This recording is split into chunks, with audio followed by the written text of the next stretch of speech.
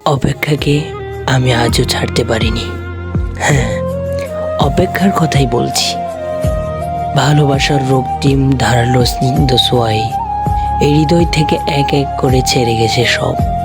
লোভ, হিংসা, ক্রোধ, অহংকার, স্বার্থপরতা, সব কিছু। কিন্তু অপেক্ষা আমাকে আজও ছেড়ে যেতে পারেনি। আমি ভালোবাসার জন্য সব কিছু ছেড়েছি, শুধু অপেক্ষা ছাড়া। অপেক্ষাকে আমি আজও হৃদয়ের গহীনতম অংশে অবরুদ্ধ করে বেঁচে আছি। অনেকেই বলে অপেক্ষা হচ্ছে শুদ্ধতম ভালোবাসার প্রকাশ।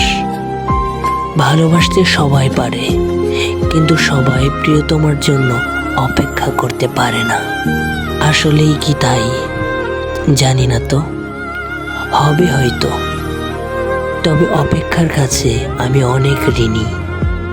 প্রিয়তমার জন্য অপেক্ষা আমাকে পাখির মতো সহজ হতে শিখিয়েছে, শিশুর মতো অনাবিল হতে শিখিয়েছে, আকাশের মতো বিশাল হতে শিখিয়েছে, ফুলের মতো স্নিগ্ধ সুন্দর হতে শিখিয়েছে।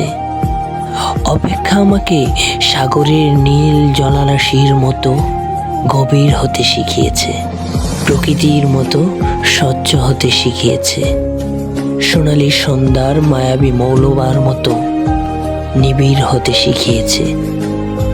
শেষ পর্যন্ত অপেক্ষা আমাকে কবিতার মায়াবী অনিন্দ ভবনের কাছে নিয়ে গেছে। হৃদয়ের মধ্যে প্রতি মুহূর্তে অপেক্ষাকে পুষে রাখা কি কঠিন, অথচ আমি সেই কাজটি করে যাচ্ছি প্রতি মুহূর্তে, কি নিদারুণ আনন্দের সাথে।